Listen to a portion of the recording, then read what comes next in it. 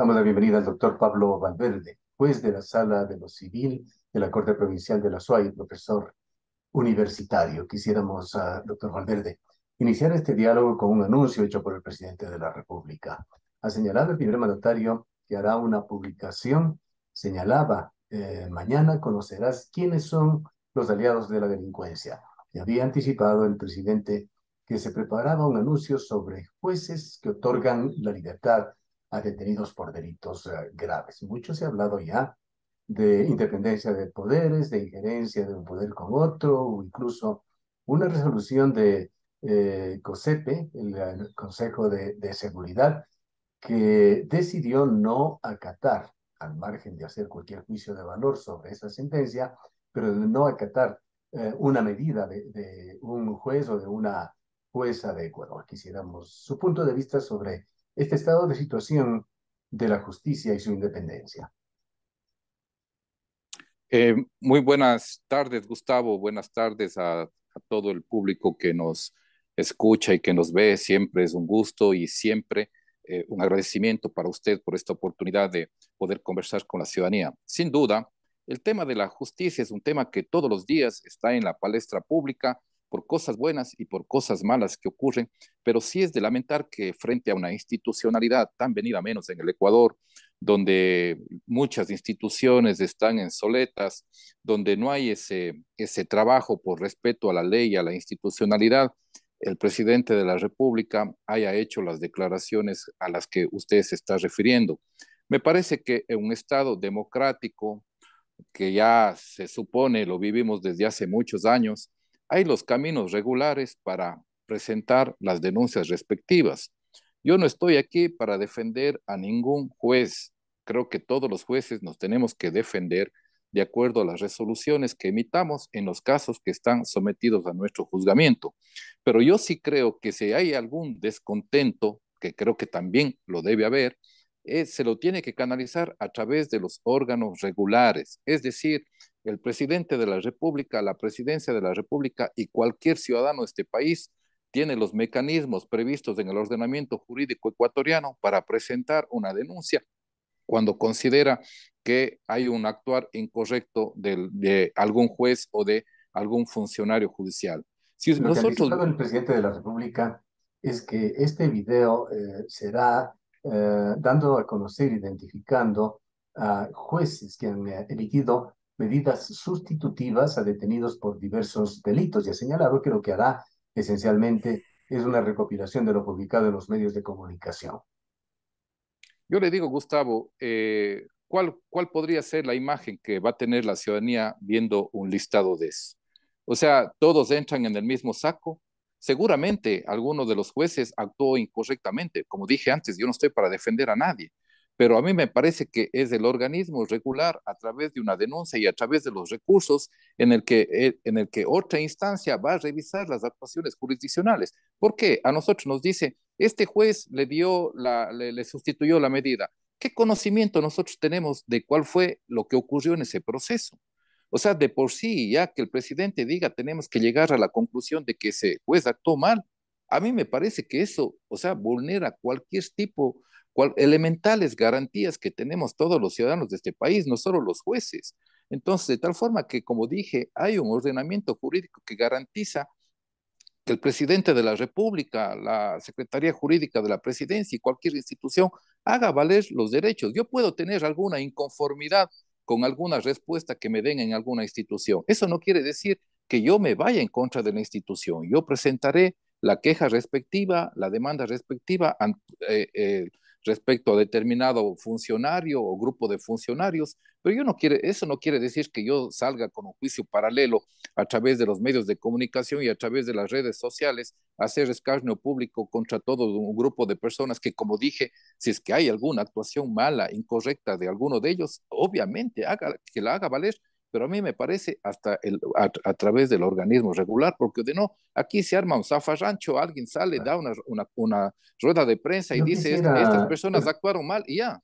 Quisiera refrescarle, doctor Valverde, y refrescar a nuestra audiencia hechos que se dieron en la ciudad de Guayaquil hace 3 meses aproximadamente, y fueron justamente en días previos a que se consume el asesinato de uno de los fiscales de la provincia de Guayas. Cintia Viteri, alcaldesa de Guayaquil, había decidido poner en grandes letreros la fotografía de fiscales que se encontraban a cargo de casos complejos, de casos difíciles, y tuvo ese colofón, y lamentablemente de lo que hemos podido conocer sin ninguna consecuencia. Yo, a ver, Gustavo, lo que yo digo es, usted poner en la vitrina pública a gente que ahora hay tremendo riesgo, vea lo que le acaba de pasar a una jueza y al secretario de este país al día de ayer. ¿Cuántas personas más queremos que sean víctimas de la delincuencia, funcionarios públicos que ejercen su trabajo? A mí me parece que, como digo, tiene que ser por el órgano regular. La alcaldesa, ¿no? Que es además, yo digo, es abogada, estudió, sabe lo que son las garantías que tenemos todos los ciudadanos de este país. El señor presidente de la República no tiene una formación en ese ámbito, pero digo, nada justifica nada. A mí me parece que, como digo, insisto, hay el mecanismo regular para que usted presente la denuncia respectiva. El momento que, por ejemplo, la alcaldesa dice, yo voy a poner la situación de los fiscales, y en base a qué ella va a poner, ¿cuál es el criterio de ella? Ella es una juez de ese fiscal. Ella es una persona que puede empezar a calificar la conducta de ese fiscal. ¿Qué resultado puede tener si es que, por ejemplo, le hago la pregunta, usted pone en una valla publicitaria la foto de un fiscal y resulta ser que nunca puso la denuncia? Ese fiscal va a seguir actuando en el escenario donde que él efectivamente cometió alguna incorrección. Si usted no hace valer a través de los caminos legales, el hecho de que le haya puesto en una valla publicitaria seguramente le va a provocar que le demanden a usted daños y perjuicios, porque precisamente el estado de inocencia de él está incólume. No ha habido ningún juez que le diga que ha actuado incorrectamente, y sin embargo ya está publicitada supuestamente una mala actuación de él. Entonces hay que seguir el camino correcto. Como Doctor digo yo, Valverde, todos merecemos que los funcionarios públicos hagan bien su trabajo. Y cuando mm, no hace alguien bien su trabajo, hay que presentarle la denuncia. ahora, yendo un poco más allá del ámbito de los jueces, quisiera preguntarle a usted qué es lo que ha sucedido con cierta normativa de presunción de inocencia aquí en Ecuador, que por lo menos, por decirlo menos, se ha relajado. Hablar de los medios de comunicación, particularmente de medios electrónicos, de las redes sociales, es hablar realmente de otras normas, pues básicamente no existe control y tampoco se sientan precedentes.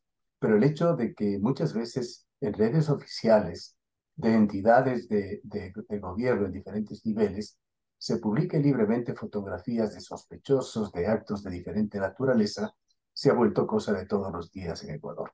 ¿Han cambiado las leyes acaso?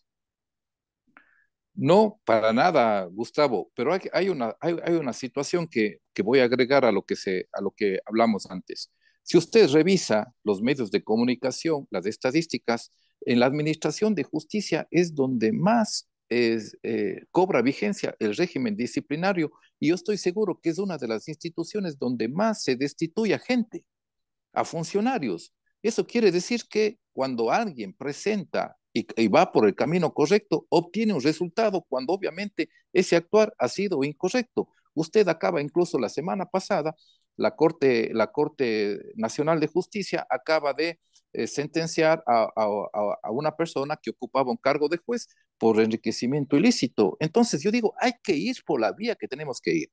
En respecto, vea, la Corte Interamericana de Derechos Humanos todo el tiempo está juzgando a los estados, y nosotros no hemos sido la excepción, y todo el tiempo nos está llamando la atención porque hacemos las cosas en forma incorrecta. Ahora, el Ecuador no es el único país donde usted entra y abre una red social y se produce un escarnio público impresionante. Todo el mundo se cree con la facultad de decir lo que quiera de las personas, acabar con el honor, con la buena imagen, porque cree que está detrás de una pantalla y puede escribir lo que quiera. A mí me parece que eso ya no lo enfrentamos recientemente, lo enfrentamos en todo el mundo desde hace algún tiempo, y sin duda eso significa que no somos conscientes del daño que podemos producir. El rato que publicamos y empezamos a hacer situaciones, incluso de compartir noticias que no las hemos contrastado y no las hemos verificado, ¿no? Sin duda, estamos provocando un daño grave a las personas. Hoy en día se lo Recu hace con un clic, clic, perdón, y seguramente sin mayor meditación sobre el tema. Sin duda, sin duda. Nos dejamos llevar por la impresión, por la imagen, por la calidad de lo que se dice ahí. Y vea usted, nosotros nosotros de este rato somos una sociedad donde que le aseguro, ¿no? Ya hemos hecho, digamos que nos hemos acostumbrado a este tema de las muertes. Dice, este fin de semana hubo 40 muertes en Guayaquil, nadie se escandaliza, nadie le provoca zozobra este tema y sin embargo, en contraposición, Shakira saca una canción de que habla de su situación frente a su expareja y todo el mundo habla de eso.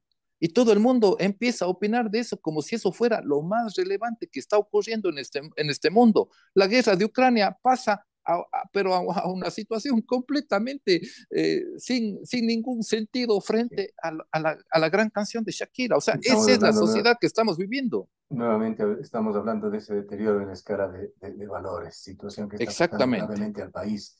Pero, doctor Valverde, aprovechando el tiempo y sus valiosos criterios, quisiéramos hablar también de la coyuntura que se viene este día domingo, elecciones y consulta popular. 7 papeletas en varias provincias tendrán los votantes en sus manos y tendrán que decidir sobre ellas. 8 en el caso de la provincia de La Suay. Hay un alto índice de indecisión, así lo han señalado las encuestas y analistas, y esa indecisión está centrada sobre todo en el Consejo de Participación Ciudadana y Control Social, en preguntas que le aluden, y en general en las preguntas de referéndum que se pondrán a consideración del público. Se habla mucho de los anexos. Hoy tuvimos la situación anecdótica a un legislador que dirigía anteriormente un importante bloque Pachacuti, como legislador de larga trayectoria, le preguntamos si había leído los anexos, nos confesó indicando que los había ojeado, no los había revisado, sin embargo, de hecho, pregonaba el voto por el no. ¿Qué opina usted sobre esta situación? ¿Qué lectura ha sacado usted de estas preguntas? ¿Hay temores fundados o infundados con respecto a que las preguntas de la consulta popular encerrarían un caballo de Troya o caballos de Troya que es fundamental? Tan importante como ese empaque que es la pregunta, es lo que está dentro, el contenido de esos anexos y de esas situaciones que podrían desencadenarse luego de la aprobación de estas preguntas con una serie de medidas coyunturales que implica la aplicación de los anexos. Yo creo que ahí tenemos que poner los pies sobre la tierra. Efectivamente, es la lectura del anexo el que nos va a llevar a entender una situación que jurídicamente no es fácil. No es fácil para quienes alguna formación en derecho tenemos. Y sin embargo, vea usted, a la gente no va a leer el anexo. Y lo que es Son peor, 600 hojas, dijo como justificativo el legislador Lucero. Gustavo, las estadísticas dicen que, por ejemplo, un joven no lee más de un minuto. Usted habrá visto que, por ejemplo, los jóvenes le dicen, si me vas a mandar un audio que no sea más de un minuto y si me mandas algún texto que no sea más de 2 páginas. Es decir, la juventud de ahora no lee, no lee. Ellos ven lo que dinámicamente se presenta ante sus ojos. Nos hemos vuelto más visuales. Por eso tanta gente ve el TikTok, porque precisamente le permite ver imágenes y con eso ya satisface el tema de la información que él pueda querer tener. Y si nosotros vemos, por ejemplo, el TikTok, vea, a través del TikTok está la campaña de la consulta popular y está lo principal de la campaña de quienes están este rato para las elecciones que vamos a votar el día domingo. Y en el TikTok, básicamente, no se trata de una situación de propuestas, porque también entiendo que la gente que les asesora les dice, aquí no tienes que venir a proponer, sino aquí tienes que hacer algo agradable para que la gente se sienta identificada con vos y pueda de alguna forma encontrar esa afinidad, esa empatía que vos le estás buscando. Si usted ve, por ejemplo, un candidato a la alcaldía de Quito, todos los TikTok de él tienen vinculación con la música de la gente con la que él se identifica. Entonces, eso es un poco el panorama en el que nos desenvolvemos. Yo creo, vea, la Universidad de Cuenca, la Facultad de Jurisprudencia hizo un interesante debate sobre sobre el tema de las preguntas de la consulta popular, participó gente de la Asamblea Nacional, participaron exdecanos de la facultad. Yo creo que esos espacios son los que hubiesen contribuido de mejor forma para tener una situación Claro. de un voto mucho más Sería consciente y claro. deseable difundirlos masivamente. Exactamente. Y, por ejemplo, tener esa posibilidad de que existan más gente interesada en propiciar esos debates, porque a la final, de alguna forma, nos vamos, participamos de ese debate y ya tenemos que escuchar las dos partes. Yo creo, oiga, que aquí definitivamente, esa es mi opinión, nadie tiene la verdad absoluta. Si es que usted ve, hay algunos puntos a favor de las preguntas, hay algunos puntos en contra de las preguntas. Tratemos, por ejemplo, el tema de bajar la cantidad de asambleístas. Alguien puede decir, ¿cuál es el principal argumento que yo he escuchado? Dice, bajar la cantidad de asambleístas no garantiza la calidad. Estamos plenamente de acuerdo. Estamos plenamente de acuerdo. Eso de ninguna forma va a garantizar la calidad. Pero la pregunta es, ¿qué hemos conseguido con una asamblea que tiene ese número de asambleístas? ¿Acaso si es que ellos no actúan bien dentro de los valores democráticos con los que tendría que actuar, acaso no conseguimos 130 chantajistas en vez de 100? Claro, Esas preguntas algo, deberíamos hacernos. algo además se ve, que se evidencia, es que se produce un desbalance con respecto a la forma en la que está actualmente la Asamblea. Hay una variación en cada provincia y de la lectura general sería una medida que de alguna manera privilegiaría el centralismo, tendría más representatividad, más peso específico en la Asamblea provincias grandes como Guayas y Pichincha. Sin duda, y también en la elección de los asambleístas nacionales, que un poco terminan imponiéndose los de las principales ciudades, y rara ocasión un partido político toma en cuenta algún político de las provincias pequeñas. De acuerdo, o sea, esos son los puntos que efectivamente son en contra, pero la situación es qué hemos conseguido con la Asamblea, qué nivel de credibilidad, qué nivel de trabajo tiene la Asamblea. El En esta Consejo de época, Participación.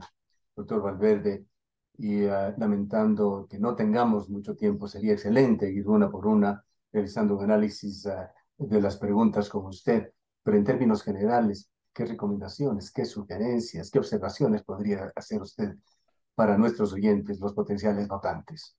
Yo lo que digo, sinceramente, es que hay situaciones en las que nos tenemos que quitar la venda de los ojos y creer que con la consulta popular se van a solucionar muchos problemas que tiene este país. Yo hago en este tema, por ejemplo, un cuestionamiento. El Consejo de Participación Ciudadana. El Consejo de Participación Ciudadana, yo felicito la sentencia de la Corte Constitucional. ¿Por qué? Porque es un mensaje clarísimo, es lo que yo siempre sostengo. Los jueces damos mensajes. ¿Qué dijo? Ustedes no quisieron elegir al presidente del Consejo de la Judicatura, se van a su casa, señor. ¿Por qué? Porque no han cumplido una obligación que tenían, esa obligación que les da el sistema normativo ecuatoriano y que usted como funcionario público está no a su discrecionalidad, está obligado a cumplir y tenía que designar un presidente del Consejo de la Judicatura. No lo ha hecho. Usted, señor, no está cumpliendo su responsabilidad, se tiene que ir a su casa. Yo me alegro con sentencias como esa, porque de alguna forma van poniendo un freno a esa desinstitucionalización, donde que yo termino haciendo lo que me da la gana. Le hago hagamos otra reflexión en el tema de la fiscalía. Usted designa, si es que gana el sí, designamos otro organismo que se va a hacer cargo en el tema de la fiscalía. La pregunta es, si la queja que hay en este país no es por falta de organismos que puedan cumplir sus responsabilidades, sino es precisamente porque no se asignan, entre otras cosas, los recursos económicos suficientes para poder desempeñar y hacer bien un trabajo. La pregunta es, si es que usted crea el organismo y sigue sin darle la plata, ha creado burocracia y no ha solucionado nada. Ellos van a decir, no podemos convocar al concurso de fiscales porque no tenemos la asignación de recursos. En creer que porque ya gana la pregunta, sí, esa pregunta va con todos los recursos económicos por parte del Ministerio de Finanzas para que efectivamente pueda superarse la situación denunciada por la fiscal general del Estado, que dice que hay una ausencia de 500 fiscales en este país. Indudablemente, eso no es así. Entonces, no vamos a ver la solución principal de los problemas. Entonces, si es que no va acompañado de una política pública sincera de decir, aquí tenemos que hacer esto, vea, por ejemplo, el tema de las situaciones que tienen que ver con la defensa de la naturaleza. El gobierno no necesita una consulta popular, el gobierno lo podría hacer directamente porque la Constitución de la República, desde el momento que dice que la naturaleza tiene derechos, usted puede implementar toda una serie de acciones para que eso cobre vigencia. Pero si usted no tiene esa política pública, indudablemente que más bien lo que va a hacer es despreocuparse de la situación y dar favor a otro tipo de actividades. No le Entonces, vamos a preguntar, doctor no es la Valverde, solución. cómo será su voto en cada una de las preguntas. Solamente cuéntenos, ¿votará usted con una sola respuesta a todas las preguntas o votará de una manera variada? De ninguna manera. Yo alternativamente votaré en algunas preguntas sí y en otras no, pero no lo voy a hacer en plancha porque como digo, creo que, por ejemplo, este tema de la fiscalía no soluciona el problema, entonces ahí es un voto no. Y por ejemplo, en la pregunta que tiene que ver con los derechos de la naturaleza, yo votaré sí. Votar en plancha es votar dogmáticamente o más bien convertir esta consulta en un plebiscito. Exactamente, exactamente, para que luego saquen las banderas y diga gané o perdí, ¿no? Y quienes están en contra del gobierno creer que eso no le da el apoyo al gobierno para nuevamente empezar en un enfrentamiento donde los que terminamos perdiendo es todo el país. El Ecuador no logra solucionar el acceso a la educación, no logra solucionar el tema de la desnutrición infantil, no logra solucionar la falta de vivienda y empleo. Esos son los problemas álgidos El que tiene mensaje este es claro, país. doctor Valverde. Hay que votar conscientemente, estudiando esas preguntas a pesar del tiempo que nos toma. Así es, y lo tenemos que procurar de hacer con la mayor responsabilidad posible, tanto en la consulta como en la elección de las personas que van a dirigir los destinos de la provincia, del país, de las parroquias en los próximos 4 años. Muchas gracias por habernos acompañado, doctor Valverde. Un gusto, Gustavo, y muchas gracias a la ciudadanía por pacientemente escucharnos. Doctor Pablo Valverde es juez de la Sala de lo Civil de la Corte de Justicia de la SUAY y profesor de la universidad.